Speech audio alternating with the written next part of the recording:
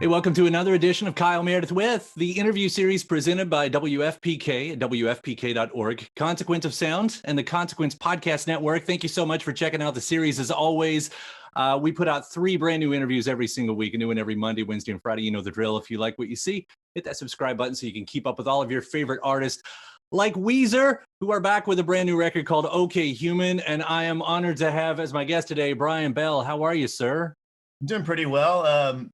Slept very soundly, I guess, after the Super Bowl, and I just wanted a good game. I wanted a close game, and it wasn't that at all. And it's always kind of a bittersweet time because this is the last game of the year, and either team I didn't really care about because I live in Los Angeles now, and I root for the Rams, and they weren't in it, obviously, and all that aside, you still wanted like maybe a really competitive. You wanted to see like a comeback or something, Sure. and it wasn't that, and you know, Just another seeing Tom kind of went Brady to bed win one more time. early, and Yeah. then slept. Yeah, whatever. Next football season's over. Life goes on. Yeah.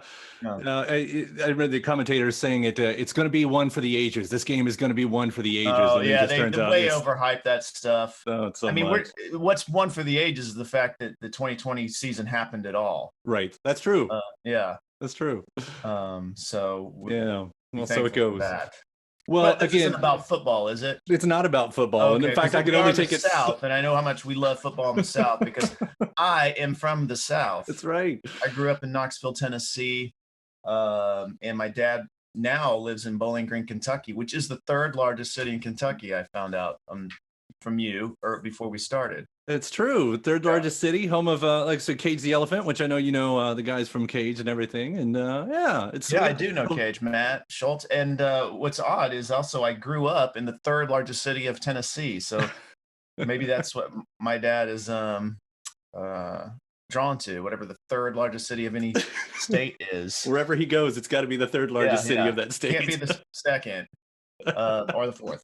No, that's very specific. I appreciate that. Yeah, very specific. The commitment.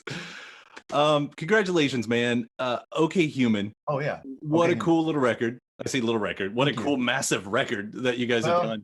It's little in the amount of like minutes it plays. I mean, True.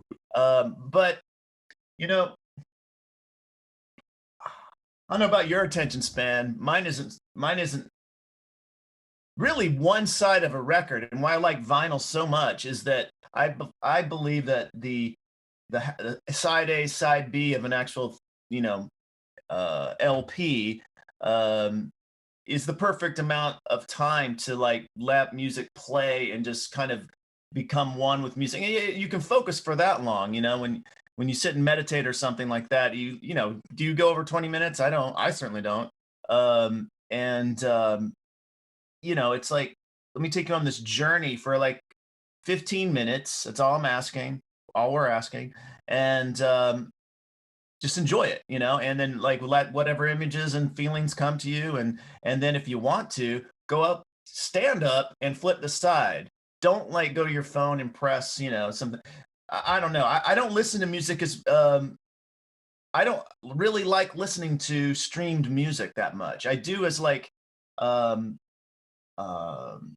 educational purposes, trying to like, okay, I want to hear this song. It's super convenient to pull it up and listen to it. Okay, but there's something about either the sonic quality or even the visceralness of putting a record on yourself and dropping the needle and going to sit down and it's kind of interesting how that works. But OK Human, I believe is best heard on our vinyl record, but I'll hear it however you want to hear it. And it's, I don't know, barely over 30 minutes, but kind of I feel some of our best work is only over 30 minutes. I think same with Pinkerton. Just like we never really liked too much extraneous fluff in our music in general. Like, okay, you said it, how many times does this need to repeat? Something needs to happen, it needs to grow, and you know, like even if it's a repetitive chord progression, which most all songs are, something needs to make new needs to happen or be subtracted delineation, something to keep you interested, or a dropout here, and then, you know, it's just you know, building a nice composition that way. Yeah. Well, I think that's all the more impressive. I mean, 30 minutes and there's so much happening in this record. It's a seamless album. I mean, if you do happen to hear it on streaming, it really never stops. One thing leads to the I end. just haven't heard it on streaming, but I'm sure it's fantastic. Well, that's what I wonder when you guys write this, you know, like, because it does play as one piece, almost one circular piece. And let me start for this. Yeah. You know, the concept is birthed, and as we've heard in other interviews, it sort of sounds like it comes from your producer who kind of pushes Rivers to say, well, why don't we try this? But at what point does this get presented to you all? Like, okay, this is going to be an orchestral record concept album? I'm trying to think. I remember the moment. This is going to sound pretty douchey, but we were on a private jet, flying somewhere, and Rivers asked me, or like, it always happens while we're working on something else, that there's something else being worked on with him. It seems like that all of a sudden his focus shifts from the record we were working on to something new, which it probably has already shifted to something, which I know it has. And I'm like, okay, I just getting my head wrapped around what we're doing now. There's something new coming down the pipeline. And he told me about the orchestral stuff. And he said he wasn't sure how he saw, because he was not foreseeing electric guitars, how he foresaw my role in this. And he kind of, I guess, wanted me to know that I might not be needed. And internally, I'm thinking, fuck that. And so that made me work really hard. Maybe it was some sort of psychological, what's that that therapists do on you, reverse psychology. Right. I work hard on every record, try to come up with at least, 3 or 4 ideas for each song for the producer or whomever to like pick whatever you think works the best. I don't even care. I just want to give you as many ideas as I can come up with. For this album, I was more in communication with our producer on what to play, and he's like, "How do you feel about playing acoustic guitar?" And I go, "Well, I love acoustic guitar. I think I play that better than electric guitar, and also the organ, which I started off playing keyboards anyway, and I think I approached the guitar somewhat pianistically, and with just the capabilities of voice leading and how things lay out on a keyboard. I do think of the guitar that way too, which is not very guitaristic. And I can come up with, I think, some pretty interesting things because of that. And so when he said organ, I'm like, well, I know that I'm pretty good at keys, at least competent, but the organ is being an organ player is a whole different monster. It's like you have to control a volume pedal and a vibrato knob and all these, like, there's so many like levers that control and like, the control the overtones and the sounds and stuff. And I really don't own a real organ. I own one of those, like, I know, digital things. And I play like an acoustic piano at home, but luckily our producer somehow not somehow, he's very talented and gifted, and he got connected with this like magical studio out in the valley that the owner's name is total mystery, which he won't tell us because he has all this gear. It's literally a museum. It has we use the Mellotron from She's in Rainbows from the Stones. There'd be like Keith Richards, a Telecaster there. There'd be Wow. The most amazing J200 Gibson. I don't know whose it was. It could have been Cat Stevens for all I know. For some reason, everything had some sort of, like, we mixed on the console that they did Dark Side of the Moon, which was at EMI Studios, and there's a picture of Paul McCartney like back in I don't know what period of the Beatles, but with that exact console. So who this guy is that collected all this stuff, I don't know, but the gear was incredible, and you'll see it in our album in sleeve. You'll see a picture of the place, and the point though is we had a really good Hammond B3 organ with a Leslie speaker, and so I came up with a lot of, I thought, cool parts, and was like a little bit nervous, like, okay, now it's time for organ parts, and we did recorded in a very assembly line fashion, where I was given, okay, you almost clinical, like you have Thursday between 10 and 2 is your time, or something like that. And so I would come in almost like a doctor. I'm trying to show you, it's probably not plugged in. Basically, I have this, it's like electronic sheet music thing. And so I would come up with ideas and just like a surgeon come in, like, because I had such limited time. Here's my idea. Let's get this one. Check, check, check. And then after the fact, in the mixing process, a lot of it was taking stuff away, including the strings. There was a lot of strings that we didn't use because otherwise it sounded too pompous. And that was my main fear of an orchestral album, was making it sound stodgy, But back to the organ. So when I played the parts, I knew, like, musically the notes worked great and whatever, and the sounds he was able to get the sounds that he liked. I'm like, great, you're a producer, you get the sounds you want. That's a great sound. It works. And I thought it worked incredibly well with the strings as far as sonically goes. But as far as being able to control the volume pedals and swells and all that, we basically had to have my two hands playing it, Jake's brother on the ground, controlling the swells as it would happen, and then Jake would decide sometimes where he thought vibrato should go. So we had, like, I guess we had 6 hands working on the dang thing. And then, yeah, I mean, in a way that's a collaborative effort, and he loved the parts, and then he would decide, or we both decided in the mix process what should go where. And I said, I would like to be able to perform this live if we have to. So there's just so much. I played a guitar over all of it. I played organ over all of it. We're gonna have to stream it back a little bit. And how would I approach this live? I would have to be able to switch instruments. So there'd be sections where it's just acoustic guitar, sections where it's just organ. It still kind of would be very hard to live switch in time, but that was the thought process on what got chosen when. And sometimes we actually would put 2 acoustic guitar parts on top of each other because they worked like a nice, like, mosaic fabric against everything. And they were mixed quite low.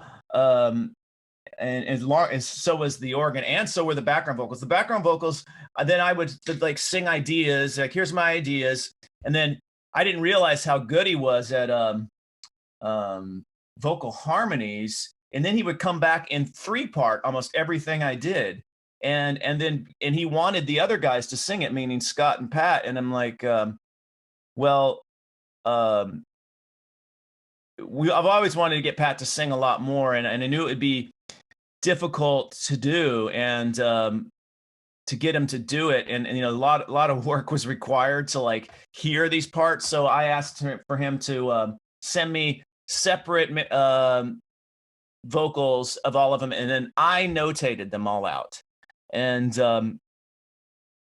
I know that those guys can read music well enough to, like, hear it and then see how it goes against a bar line or whatever. And so that was kind of me helping push I was just really believed in this album, and I wanted to push to get it done, because what else are we going to do right now? Like, why not go full full throttle into this, and he did great. I was really impressed with the way Pat sang, and I know Scott was always could sing well, and how these parts blended together. And I love the sound of our human, like the human element, like it's three voices, even though they're low in the mix, and I believe they're mixed in mono. And so they're definitely not featured, but they're just the right amount of touch. Remember humans' voices, you know? Yeah, when you think about it, there really was no electric instruments other than an organ that was plugged into to an outlet, and then obviously microphones and all that kind of stuff. But that we kind of use the theme of a human sounding record, and that's how we thought about it. Now I could tell by Rivers' lyrics that there were themes of technology and whatnot, and you know, sometimes it'd be lyrics where I would like raise like what do we have to have that, and sometimes it was get looked at, and sometimes they stayed. I know, like the song about him's dirty hair or something, I was like, do we have to have this like so personal? But you know, some of those things that are, if you take it away, yeah, they might turn some people off or whatever, or some people may love it, but that's Rivers, you know, like he's can be polarizing to people, and especially in the critics, when you see write-ups about some of they would latch on to certain lyrics, and you know, it's, you know, great, but who else is going to think of that, you know? That's kind of the beauty of Rivers. Like, we have to like, okay, I'll tell you Rivers, what I think people might respond negatively to, but you know, you can sit with it if you can come up with something else, or leave it. I'm just letting you know, because sometimes I feel like he's very stream of consciousness, and when he writes, and he just lets it flow out, and is like, you know, that's great, but it's also times some like it helps to edit a little bit. And I would, you know, me and my producer would have lengthy conversations about one word sometimes. You know, sometimes in the demo he'll say something that came off stream of conscious, like, oh my god, that's genius, but it gets changed in some way, and then you have to fight to like get it back to the original to the original word. And then that's, you know, that's how much we care. And there's a moment in Numbers where I'm singing backgrounds, and there's a little breakdown, and I'm like, da da da. It was kind of like this quarter note pulse, and I'm like, well, obviously I'm going to say some numbers, but I realized that the only way that numbers that I came up with are going to make the record, make the cut, so to speak, is if they meant something. And so I did something. It's something called the Fibonacci sequence, where you add I know I was saying 0 1s and stuff, like binary numbers. So I started 0 1, and then what's 0 plus 1? 1. 0 1 1. What's 1 plus 1? 2. And then what's 2 plus 1? 3. Then what's 2 plus 3? 5. Like, it went all the way, I think, to 13. Like, I don't know if anyone's gonna notice what kind of math nerd is gonna notice that, but I had to like present it that way. I'm like, you understand, I'm saying the Fibonacci code here, right? So it's just like a little Easter egg, and it's like, oh, that's cool. And there was also a moment too where in La Brea Tar Pits at the end, where Pat answers his phone, and I was kind of appalled by that at first. Like, you know, like, what's he doing? Like, because that's before all the instruments got put on it. And like, that's answering the phone during a take. That's so Pat, you know, like sometimes he gets distracted, and he plays great, but then like loses interest towards the end of the song. And this time he answers his phone, and he puts it back, you know, and you can hear him talking, and then he puts it back, picks up his sticks again, but it almost worked, and we made the music work in that moment, or at least mixed it that way, where it almost sounds like this was meant to happen. And it was because of the theme of the record being organic and humanized, there's like such a human, and technology, there's such a human moment where the phone is controlling us, even while we're working and recording.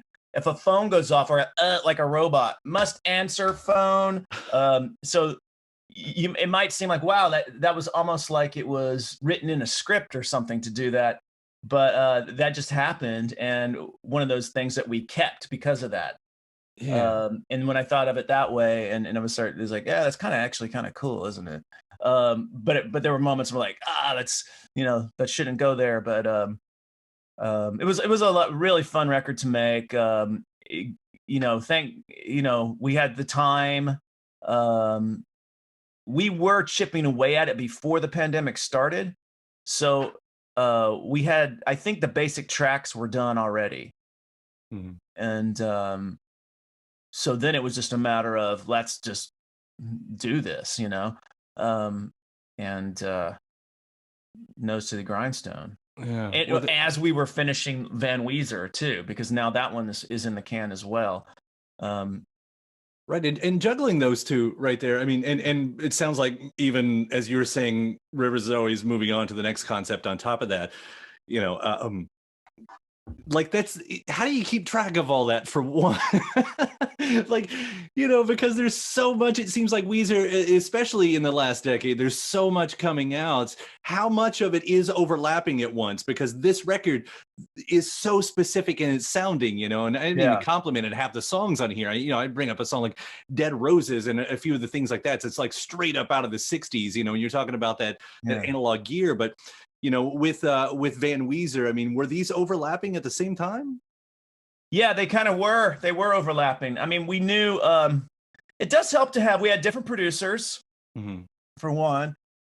So they both had their own sonic take on how it should go, but we knew that what Van Weezer was a stadium rock album. The only Mm-hmm. reason we didn't release it is because of the pandemic, which we were slated to Mm-hmm. tour with, co-headline with Fall Out Boy and Green Day, and something called the Hella Mega Tour, like Europe and like Australia, the US, and we're super stoked about it. And then of course this happened, and then we postponed it. Hopefully we'll get to play some of these dates in 2021, and we really hope we do, and we really hope we can still release this album, um, because it's such a stadium rock sound, and flashy guitars, and that kind of stuff, flashy lead guitar work, which I don't really play. I play more of the like the fabric kind of things, and the figures, and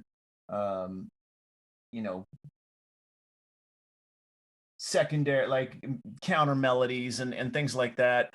Um, Against, usually I use Rivers vocals as like kind of like what's called like a cantus firmus, which is can never be like altered, and you work against that. And that's kind of my secret of how I get the parts to work. um I don't try to flash them, and be look at me instead, that kind of thing. Um but we knew what Van Weezer was, and we also wanted a tour to support the album. So that's Mm-hmm. why it didn't come out, because the tour didn't happen. And I know a lot, probably other fans like, why are they putting OK Human out now? Well, that's because if you notice, there's a pandemic, and it's kind of pointless to put out a rock album like that without a tour to support it. This kind of record, we hope maybe to do some sort of filmed streaming performance of it with the orchestra and all that. That is a goal of ours. Whether that happens or not is lots to be determined, but it's one of those things. I think that might be the best presentation of that album, is something like that. I'm talking about OK Human. Mm-hmm. And that would be great. I'm ready for it. Just let me know when. Just give me about 10 days to prepare. Um, and Yeah. So did I answer the Yeah, question? you did. You did. In fact, you Okay. did. You're just talking about all of these records, and I want to quickly bring up, because we're already talking about the records that come after these too. At I least, know we what's have been a put in the problem with that bit. press. I think we're just so excited by by creativity, and making music, and what we realize that any artistic endeavor, when you work, was it a movie or whatever, you've had the idea for years before people Mm-hmm. actually are hearing it for the first time, or seeing it for the first time. And we've lived with it for a long time, working on it, like the ins and outs of all of it, and every note, every word, etc. So it's not that we're ready to move on. I'm very excited that it's out now for people to hear. But it doesn't mean that we should stop working Right. and creating. And you know, what's most important are ideas. And I knew that there is no new stuff on the way. Um, I have I have a couple of like key like phrases of the sound of two different records. And now I hear there'll be four of them.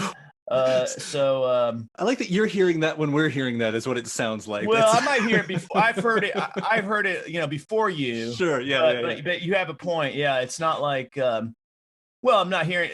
I'm not there inside his head like as it happens. So even when he's ready to like bring us into it, he'll let us, of course, let us know, Yeah. and then I can kind of decide on like what I need to do to prepare for that. I have an idea on how to prepare for certain um, conceptual moods or whatever that we want to portray, or a feeling that we want to portray in this in some of these future records. So I'm actually going to try a couple things on getting my actual internals to feel that before I present something like otherwise it's all academic. Yeah. What's interesting, because I know a couple of those records that we're talking about, this seasonal concept that's been put out there. I think one was like Elliott Smith inspired, one was Franz Ferdinand inspired. That's at least what's been told. Do you know what the other two are? If there are specific bands like that, has that been laid out like that? Well, Weezer is one of them. That's good. That's real good. and I ain't joking. Yeah. What does that mean then for Weezer inspired Weezer album? A Weezer inspired Weezer album. We sometimes refer to Island in the Sun, as a sound, as a thing. And one of my favorite quotes from Pat is like, when Rivers got all into like co-writing and stuff, and then like the I don't know when that was, Ratitude period or whatever. Pat goes, I want him to co-write with the guy that wrote Say It Ain't So. So yeah, we know, a lot of some of those periods that they're like, let's have a pop experiment. Let's see, just trying, it's not trying to stay relevant so much as just like staying interested, Mm-hmm. Mm-hmm.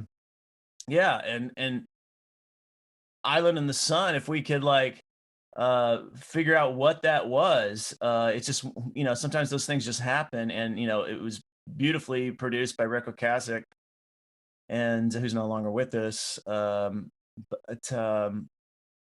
we know what vibe that musically that evoked, and also lyrically it was a little bit of a departure, as far as it wasn't so personal, it was more a universal feeling. Mm-hmm. So we do think about those things, and it was our biggest hit in France. And when I think about that, it was like, oh, a different language, because it's so simple. It has a sound, and it's